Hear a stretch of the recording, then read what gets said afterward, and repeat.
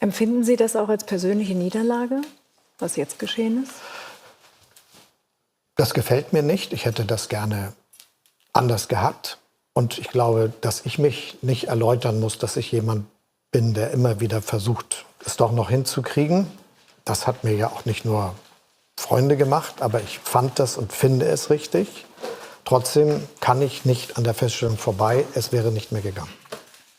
Hey Leute, ihr glaubt es nicht. Scholz sitzt bei Karin Mioska und macht allen Ernstes Lindner für das Versagen der Ampel verantwortlich. Er spricht sich selbst komplett frei und stellt sich dann noch als Spitzenkandidat auf für die nächste Wahl. Da fragt man sich doch, hat der Mann überhaupt noch ein Gespür für die Realität? Er redet und man merkt, dem ist das Land egal. Echt hart, sich das anzusehen. Wenn ihr wissen wollt, wie Scholz sich rausredet und warum diese Show eine Frechheit ist, bleibt dran. Auf geht's. Ja, Bundeskanzler, ich will noch mal zitieren. Kleinkariert, verantwortungslos, Egoismus, Vertrauen gebrochen. Ein solches Verhalten will ich unserem Land nicht mehr zumuten. Ich kann mich nicht erinnern, dass ich Sie je so scharf und so verbittert über ein Kabinettsmitglied habe reden hören. Was genau hat Sie so wütend gemacht? Zunächst mal ist es meine Aufgabe, eine Regierung zusammenzuhalten. Das habe ich getan, 3 Jahre lang. Das war sehr schwer, wie alle Bürgerinnen und Bürger dieses Landes gut mitverfolgen konnten. Es war oft über die Grenze dessen, was auch für mich fast noch zumutbar war. Aber ich habe gesagt, wir sind hier gewählt, wir haben eine Aufgabe, wir müssen auch Kompromisse schließen, damit es weitergeht. Aber es geht manchmal eben nicht mehr weiter und dann soll man sich auch nicht drücken vor den notwendigen Entscheidungen, die damit verbunden sind.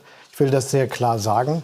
Es gibt nicht viele andere Länder, die sich zutrauen, über 12 Milliarden Euro für die Unterstützung eines Landes, das sich im Krieg befindet, zu erwirtschaften und zu sagen, das machen wir aus dem Haushalt. Wir haben das mehrfach versucht.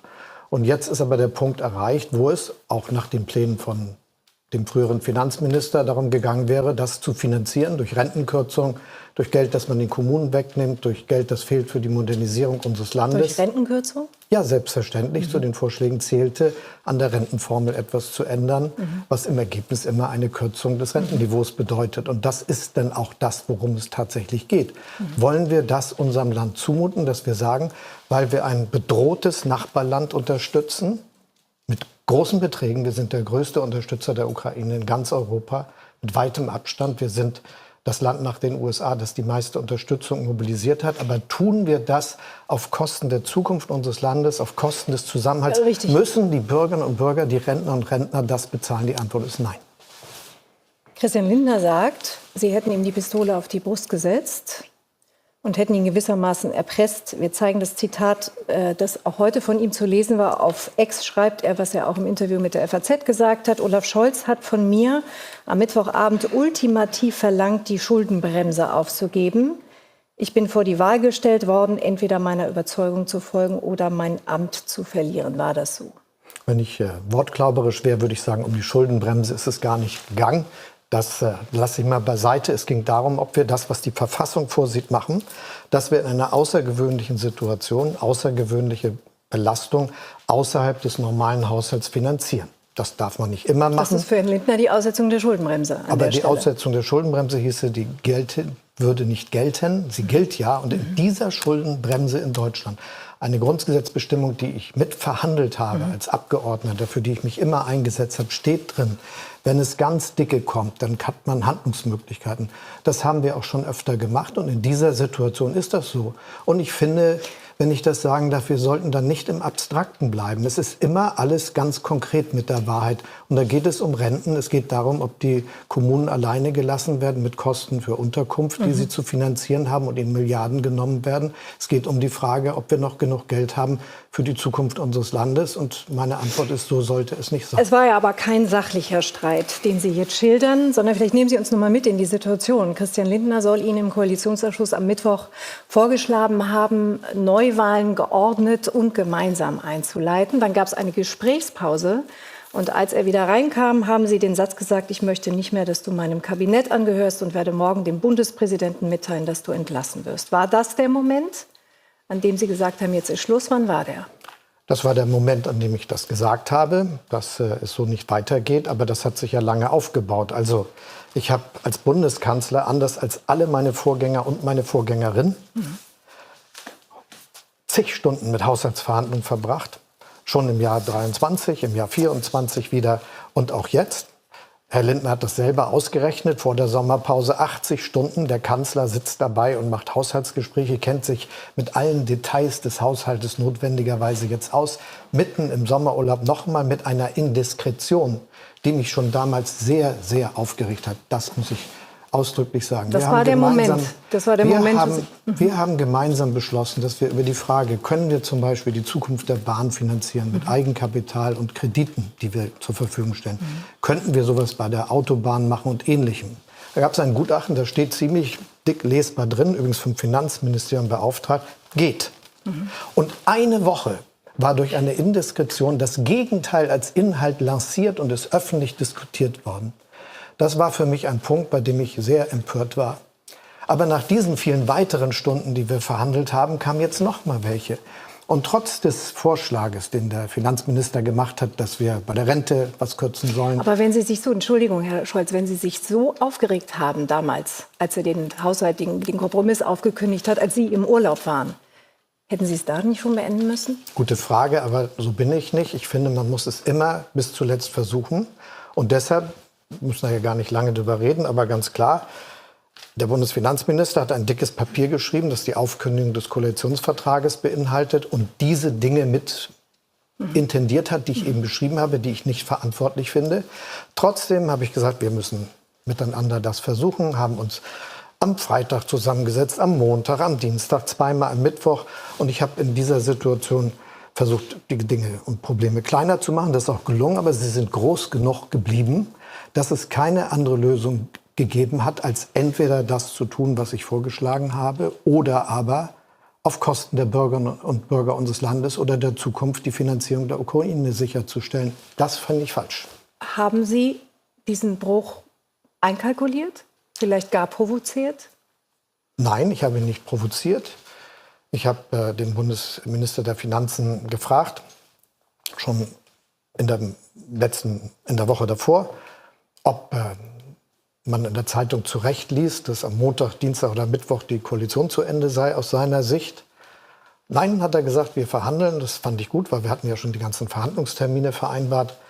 Aber es ist von mir bis zuletzt versucht worden, die Dinge zusammenzukriegen. Wir haben auch viele Kleinigkeiten geschafft, aber die eigentliche Frage ist nicht weggegangen. Und deshalb haben wir über die auch in all diesen Tagen und auch an dem Mittwoch den ganzen Tag diskutiert. Und ich finde, das muss man dann den Bürgerinnen und Bürgern auch offen und ehrlich sagen. Hier geht es darum, etwas zu wollen, das ich jedenfalls nicht verantworten kann. Dass Sie dann so massiv geworden sind, so wütend und auch so persönlich, das hat sehr viele überrascht und den Oppositionsführer sogar entsetzt. Ich fand diesen Auftritt gestern Abend unwürdig. So geht man nicht miteinander um. Das wäre nicht das wäre nicht mein Stil. Man tritt nicht nach, wenn man auseinandergeht. Es kann sein, dass man sich trennen muss, aber dann macht man das anständig und nicht so wie gestern Abend. Nicht anständig? Es war anständig, klar und deutlich und für alle Bürgerinnen und Bürger sehr verstehbar. Und ich habe mich ja auch direkt an die gewandt, weil ich gesagt habe, ich kann das dem Land nicht weiter zumuten. Vielleicht darf ich das einmal im Rückgriff auf die letzten 3 Jahre sagen. Es hat ja viel Kritik gegeben. Das dürfen Sie gleich noch ganz lange. Mich interessiert diese Stilfrage, weil das sind wir ja von Ihnen überhaupt nicht gewohnt. Und das, was Friedrich Merz vielleicht meint, ist, dass man in so einem historischen Moment, und das war er ja, dass Sie dort nicht, wie es Ihre Art normalerweise ist, staatsmännisch, sachlich aufgetreten sind, sondern dass Sie sich so verletzt, persönlich verletzt gezeigt haben. Warum haben Sie sich entschieden, mit Christian Lindner in aller Öffentlichkeit abzurechnen? Weil es einen Konflikt gibt, der ja schon seit langer Zeit da ist und wo ich mich immer wieder bemüht habe, den in Ordnung zu kriegen und Lösungen zu finden, die sehr schwer sind, wenn alle die ganze Zeit in Vorder- und Hintergründen über alles Mögliche erzählen. Aber ich will das noch mal sehr klar sagen. Sie hätten ihn ja auch intern rauswerfen können und trotzdem vorne sagen können. Ich finde, es hat Ihnen gereicht. Es hat mir gereicht, übrigens den Bürgerinnen und Bürgern auch, wenn ich das richtig sehe. Und das gehört ja auch dazu. Viele haben diskutiert, wahrscheinlich auch in ihrer Sendung und an vielen anderen Orten, ob ich nicht öfter auf den Tisch hauen sollte. Nun habe ich das klar gemacht mit Ansagen in der Regierung und deshalb kann man schon sagen, ohne dass ich mich immer wieder um Kooperationen und Kompromisse bemüht hätte, hätte die Regierung so lange nicht gehalten. Sie wäre nicht mal zustande gekommen. Erinnern Sie sich noch? Jamaika hat gar nicht geklappt. Da ist der Lindner gegangen und hat gesagt, er will gar nicht erst in die Koalition rein. Und hier war es so, dass wir es geschafft haben. Aber es ist dann hinterher auch nicht viel leichter geworden. Trotz der Herausforderung, die wir hatten mit einem Angriff Russlands auf die Ukraine, der Explosion der Energiepreise, der Gefährdung unserer Energieversorgung. Aber trotzdem sage ich habe es ertragen, dass ich für den Kompromiss und die Kooperation immer wieder, manchmal auch gute Miene, zu einem ziemlich bösen Spiel gemacht habe. Aber wenn es zu Ende ist, dann muss es auch zu Ende sein. Darf ich noch mal fragen zu Ihrer Wutrede? Wenn ich das nächste Mal jemandem schwere Vorwürfe machen möchte, würden Sie mir raten, dass ich diese Vorwürfe vom Zettel ablese, so wie Sie Ihre Wutrede vom Prompter abgelesen haben? Ja. Sie sollen damit es richtig überzeugend wirkt, Sie oder? sollen Wenn ich geordnete Worte sagen und ehrlicherweise, ich weiß nicht, was da einige dran haben. Ich habe schon seit einiger Zeit angefangen, einen Teleprompter zu benutzen, weil ich es einfach gut finde, Bürgerinnen und Bürgern in die Augen zu gucken. Und das heißt aber, dass Sie die Rede vorbereitet haben. Es sollen sogar 3 verschiedene Reden gewesen sein, die Sie vorbereitet haben. Ich habe mich vor allem für den Fall vorbereitet, dass wir es hingekriegt haben. Aber natürlich ist es schon so, dass man mit einer solchen Sache so umgeht, dass man da sich viel Gedanken drüber macht. Und ich habe ja, wie ich eben schon geschildert habe, mich sehr lange bemüht und auch zuletzt noch mal stundenlang eine Lösung für unser Land zu finden, die funktioniert. Aber ich finde, es kann nicht sein, dass wir all das gegeneinander ausspielen, was für die Zukunft unseres Landes wichtig ist.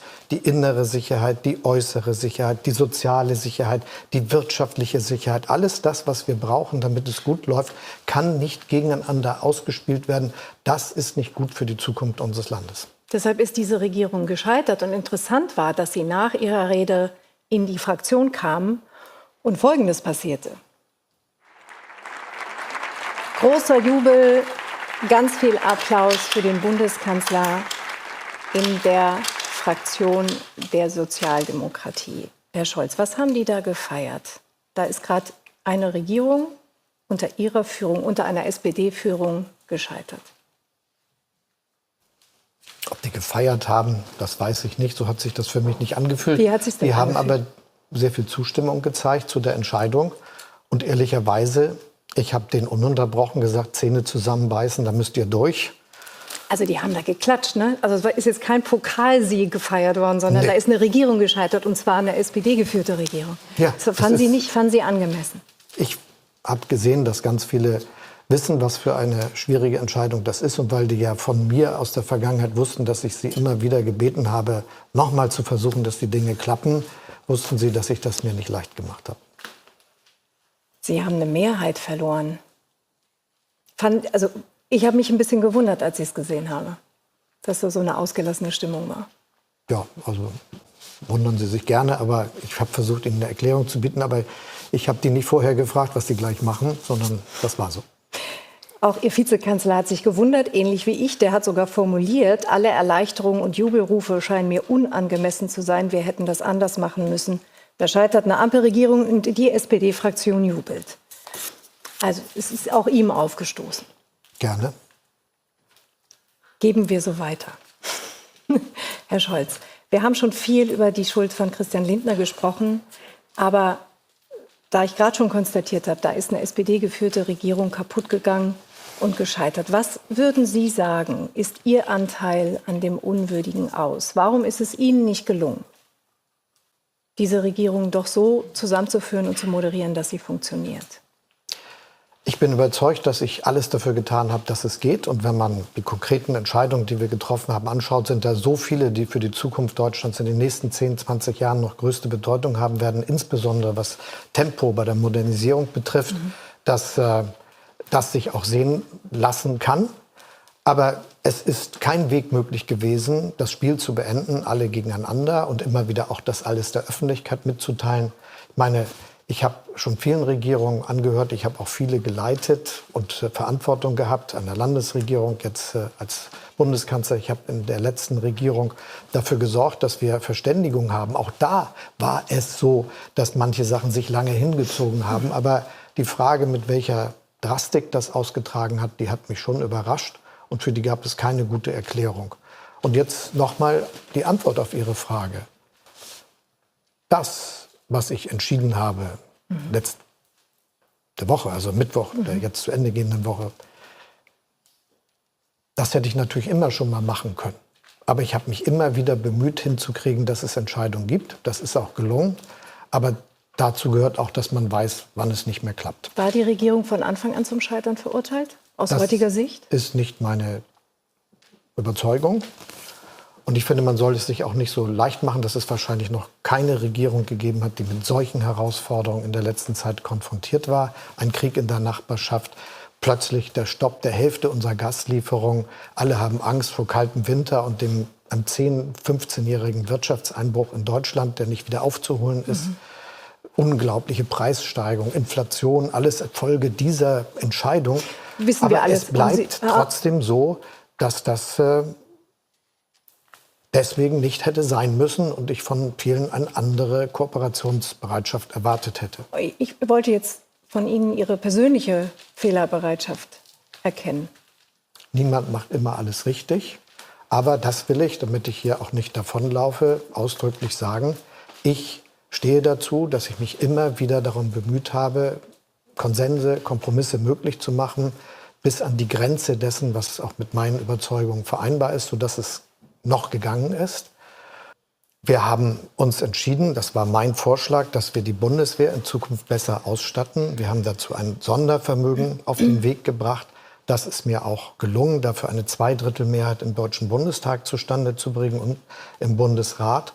Und deshalb haben wir jetzt Entscheidungen getroffen, die bei der letzten Bundestagswahl gar nicht anstanden, nämlich zu sagen, wir unterstützen die Ukraine.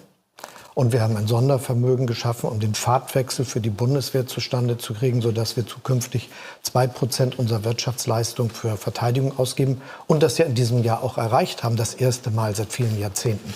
Also sind Sie nicht der Meinung, was Lars Klingbeil sagt, man hätte noch einmal den Koalitionsvertrag auf die Beine stellen müssen und sagen müssen, unter diesen Voraussetzungen müssen wir über unsere Finanzen ganz anders reden?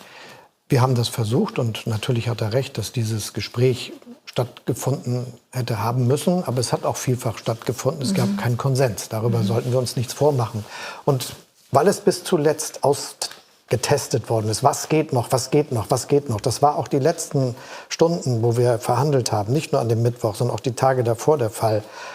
Ohne dass wir letztendlich sagen, es muss jetzt eine Entscheidung getroffen werden. Entweder wir unterstützen die Ukraine mit zusätzlichen Mitteln oder auf Kosten von Dingen, die uns in unserem Land für den Zusammenhalt, für soziale Sicherheit, für wirtschaftliche Sicherheit, für innere und äußere Sicherheit wichtig sind. Und meine Entscheidung ist, das sollten wir nicht tun. Empfinden Sie das auch als persönliche Niederlage, was jetzt geschehen ist? Das gefällt mir nicht. Ich hätte das gerne anders gehabt. Und ich glaube, dass ich mich nicht erläutern muss, dass ich jemand bin, der immer wieder versucht, es doch noch hinzukriegen. Das hat mir ja auch nicht nur Freunde gemacht, aber ich fand das und finde es richtig. Trotzdem kann ich nicht an der Feststellung vorbei, es wäre nicht mehr gegangen. Und durchgehend habe ich den Eindruck, daran ist eigentlich ausschließlich Christian Lindner schuld. Nur um es noch einmal von oben drauf geguckt festzustellen. Es ist eine Ampelregierung gescheitert, also sind Sie auch de facto ein gescheiterter Kanzler. Warum oder woher nehmen Sie die Legitimität weiterzumachen? Die Legitimation kann nur durch Wahlen stattfinden. Deshalb habe ich gleich angekündigt, dass wir neue Wahlen haben sollten, sehr zügig. Ich habe mich dabei orientiert an dem, was 2005, als es das letzte Mal der Fall war, dass es nicht mehr funktioniert hat für die Regierung, sie im Prinzip ihre politische Mehrheit verloren hatte. Das geschehen ist, da hat der damalige Kanzler Gerhard Schröder im Mai gesagt, er will eine Neuwahl ermöglichen. Er hat dann, glaube ich, im Juli die Vertrauensfrage gestellt und ist im September gewählt worden. Und aus meiner Sicht sollte es jetzt auch zügig gehen, möglichst im Einvernehmen zwischen den demokratischen Parteien. Sie haben in Ihrer Rede den 15. Januar für die Vertrauensfrage angekündigt oder in Aussicht gestellt, was de facto bedeutet hätte, dass wir im Laufe der ganzen Prozedur und der Regularien frühestens im Frühsommer womöglich eine... Frühsommer ist jetzt echt eine eine polemische Regierung, Überspitzung. eine fertige Regierung so geht der gehabt Satz hätten. zu So Ende. geht der Danke. Satz zu Ende. Jetzt aber, und es gibt noch einen Satz, jetzt scheinen Sie ja von diesem Datum abzuweichen. Was schlagen Sie jetzt vor? Ich habe schon gesagt, was mich motiviert hat. Ich habe geguckt, wie war es das letzte Mal. Das war 2005. So oft ist das in Deutschland nicht der Fall.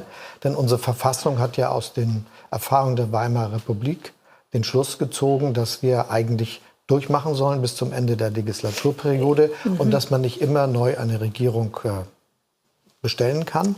Aber Der brauchte 3 Monate, aber der Vergleich hinkt deswegen, weil er hatte eine Mehrheit. das ist überhaupt keine Frage, ob man eine Mehrheit hat oder nicht, sondern es ging darum, dass er das vorgeschlagen hat, dass es neue Wahlen gab. Daran habe ich mich orientiert, mehr wollte ich Ihnen gar nicht sagen.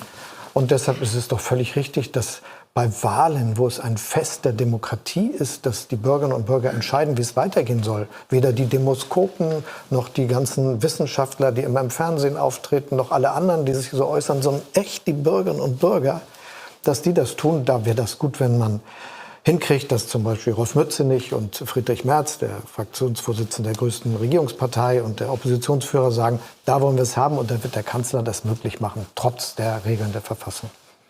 Viele Bürgerinnen und Bürger möchten dieses Fest der Demokratie, wie Sie es nennen, und ich finde immer noch ein bisschen komisch angesichts der Dinge, die letzte Woche geschehen sind oder diese Woche geschehen sind, möchten das sehr viel früher. Wir gucken uns mal einen Deutschland-Trend an. Es gibt da neue Ergebnisse. Da sagen nämlich insgesamt 65% der Deutschen, also eine deutliche Mehrheit, dass zum frühesten Zeitpunkt Neuwahlen stattfinden sollten. Haben Sie eigentlich mit so viel Widerstand gerechnet? Ich muss die ganzen Wirtschaftsverbände nicht aufzählen und die ganzen. Ich bin der gleichen Meinung. Die Frage ist, was ist der früheste Zeitpunkt, der für uns wichtig ist? Und da will Vertrauensfrage am nächsten Mittwoch. Wäre der frühestmöglichste Zeitpunkt? Ich sage, was ist der frühestmögliche Zeitpunkt, den wir gemeinsam wollen? Ich habe das schon gesagt, aus meiner Sicht ist es zwar formal der Kanzler, der das auslösen muss, wegen der Erfahrung, die wir mit den Kommunisten und Faschisten im Parlament der Weimarer Republik hatten, wo wir gesagt haben, so kann man das Spiel nicht weitergehen lassen und in der Bundesrepublik eine neue verfassungsrechtliche Ordnung geschaffen haben. Aber ich sage ausdrücklich, darauf, wo sich das Parlament verständigt, die Abgeordneten von Regierung und Opposition, insbesondere die demokratischen Parteien, davon werde ich ausgehen und das möglich machen. Und dann muss man auch gucken, wie kann das ordentlich funktionieren. Das ist ja alles nicht so einfach. Da müssen jetzt überall diejenigen, die über 18 sind, die deutsche Staatsbürgerschaft haben, in den Wohnorten, wo die Wahlkreise sind, die mit den politischen Gliederungen überhaupt nicht übereinstimmt, angeschrieben werden, identifiziert werden, Delegierte wählen, die müssen Kandidaten wählen, es müssen Landesvertreterversammlungen stattfinden. Es muss überall organisiert werden. Niemand von uns, Sie nicht, ich nicht, sonst auch niemand möchte, dass irgendwas passiert wie in Berlin, dass wir Wahlen wiederholen müssen. Anna, das ist ja überhaupt nicht vergleichbar. Da waren, in Berlin ist das, um Gottes Willen, da waren so schlimm ist Berlin fünf jetzt auch nicht. Ereignisse auf einmal. Aber Marathon, Volksbegehren, Bundestagswahl. Das können Sie jetzt nicht vergleichen. Ich will doch einfach nur sagen, Hier das war Chaos. macht man am besten miteinander. Und da gibt es auch noch Leute, die das alles organisieren sollen. Und nochmal, ganz entspannt, ich bin damit einverstanden, wenn sich zum Beispiel Herr Mützenich und Herr Merz einigen, daran werde ich mich orientieren. Worauf sollen die sich denn einigen? Auf den Tag, wo es am besten ist, dass die Wahl stattfindet und die Bürgerinnen und Bürger auch sich selber Gedanken machen können, wen sie wählen wollen. Das ist nämlich mein Verdacht, dass das so ein bisschen untergeht in der gegenwärtigen Debatte. Nehmen wir mal das Beispiel 2005. Zur großen Überraschung hat der damals noch viel größere Vorsprung der Union damals nicht gehalten und beinahe wäre Gerd Schröder erneut gewählt worden. Die Demokratie ist nämlich so, dass die Bürgerinnen und Bürger entscheiden und das finde ich richtig gut. Aber ich finde interessant, dass Sie jetzt sagen, Rolf Mützenich und Friedrich Merz sollen sich auf einen Termin einigen. Weil Friedrich Merz möchte, dass Sie nächsten Mittwoch schon die Vertrauensfrage stellen und Rolf Mützenich wahrscheinlich so spät wie möglich. Also im Januar könnten Sie sich vorstellen, dass Sie das morgen treffen sich auch noch ein Argument. Morgen trifft sich die Bundeswahlleiterin mit den Landeswahlleitern. Wenn die zu dem Ergebnis kommen, dass das Ganze auch etwas fixer über die Bühne gehen könnte, würden Sie sagen, dann stellen Sie auch im Dezember beispielsweise, noch vor Weihnachten, die Vertrauensfrage? Dass ich noch vor Weihnachten die Vertrauensfrage stelle, wenn das alle gemeinsam so sehen, ist für mich überhaupt kein Problem. Und ich finde auch, dass wir einmal bisschen uns zurücklehnen sollten, das unaufgeregt diskutieren. Das ist eine Sache, die man... Das machen wir jetzt hier, oder? Ja, genau. Aber die man... Und es wäre schön, dass wir überall so, wie das zwischen uns beiden ist. Also überlegen, was ist am besten und wo kommen auch die Bürgerinnen und Bürger und die Parteien, die mit den jetzt regierenden Parteien und den im Bundestag vertretenen Parteien konkurrieren zu ihrem Recht. Das sind ja ganz viele Dinge, die beachtet werden müssen. Und ich sage einfach, ich bin damit einverstanden, wenn das so kommt, weil ich möchte auch, dass es schnell geht. Ich möchte ja ein neues Mandat, nicht von allen anderen, sondern nur von den Bürgerinnen und Bürgern durch ein starkes Votum für die SPD. Jetzt haben Sie das aber quasi als Bedingung geknüpft an noch ausstehende Projekte und Vorhaben, die Sie gerne... Sie haben nicht an Bedingungen geknüpft, aber Sie haben gesagt, Sie möchten gerne erst mit der Opposition klären, mit der Union klären, welche Projekte die Union mit unterstützt. Und dann kann man sich auf ein Datum für die Vertrauenswahl einigen. Und die Opposition sagt, nee, es ist andersrum. Ich habe das gar nicht so als... Gestatten Sie mir, obwohl ich jetzt schon 66 bin und so lange in der Politik, ich habe das wirklich nicht als Pokerspiel inszeniert. Sondern ich finde, darauf muss man sich... Es kam aber so an. Nee, das haben einige vielleicht daraus gerne gemacht, aber es ist nicht so. Und das muss man sich noch mal ganz klar machen. Niemand sollte darauf rechnen, dass die Wahlen so ausgehen, wie er sich das selbst ausgemalt hat. Ich jedenfalls gehe davon aus, dass es eine gute Chance gibt, dass es ein neues Mandat für die Sozialdemokratische Partei im nächsten Deutschen Bundestag als stärkste Fraktion gibt und dass ich damit auch eine weitere Regierung begründen kann. Das ist übrigens mein Ziel. Ich habe immer noch nicht verstanden, wovon Sie das abhängig machen. Sie haben immer von Gesetzen, wichtigen Vorhaben und Gesetzen gesprochen, die noch durch den Bundestag müssen. Gute Frage. Entschuldigung, ich will dem auch gar nicht ausweichen, das ist ja berechtigt. Nein, es gibt keine Bedingungen. Das wäre auch unangemessen, wenn ich das sagen darf. Bedingungen im Sinne, also, dass man überhaupt erwägt, dass jemand das sich vorstellen könnte, dass nur ein Gesetz beschlossen, wenn ein Gesetz beschlossen ist, das zum Beispiel die CDU, CSU schlecht findet, mit ihrer Stimme, dass dann zu Neuwahlen kommt. Wer kommt denn auf sowas? Das ist nicht meine Überzeugung. Sondern ich finde, wir müssen uns einmal unterhalten, was wollen wir noch hinkriegen. Und auch im Parlament müssen Sie das machen. Zum Beispiel und dafür brauchen Sie die Union. Sie haben keine Mehrheit, Sie brauchen die Union. Das ist so, wir müssen natürlich auf die zukommen. Das ist in der Demokratie so. Aber vielleicht darf ich mal das kurz sagen. Wir haben einen Konsens zwischen ziemlich vielen Parteien im Deutschen Bundestag, einschließlich der Opposition, das Fraktion der größten, der CDU, CSU, dass wir das Gesetz zum Bundesverfassungsgericht ändern wollen, um das Bundesverfassungsgericht vor den Verfeinden der Demokratie zu schützen. Wäre doch schön, wenn das schon klappen würde. Wir haben zum Beispiel ein Gesetz unterwegs, das eine riesige steuerliche Entlastung der Bürgerinnen und Bürger von den Folgen der kalten Progression beinhaltet, was zum 1. Januar in Kraft treten soll, was auch eine Erhöhung des Kindergeldes mit sich bringt. Und da wird die Union, wäre doch schön, wenn das auch kommt. Und ich kann mir vorstellen, das wissen Sie auch, dass die Union da wahrscheinlich sehr schnell mitgehen würde. Aber Sie können sich doch nicht vorstellen, dass die beispielsweise bei ihrer Rentenreform mitmachen. Das stelle ich mir auch nicht vor. Da gehe ich davon aus, dass die Bürgerinnen und Bürger das mit mir machen und statt CDU, CSU und FDP lieber einen sozialdemokratischen Kanzler wählen, der die Rente nicht verschlechtern will. Also nochmal, Herr Scholz, Sie haben das so gesagt. Ich habe es so verstanden. Und ich glaube, einige andere, auch Rolf Mützenich hat das heute so ähnlich formuliert. Wir müssen uns erst über bestimmte Projekte einigen und dann reden wir über die Vertrauensfrage.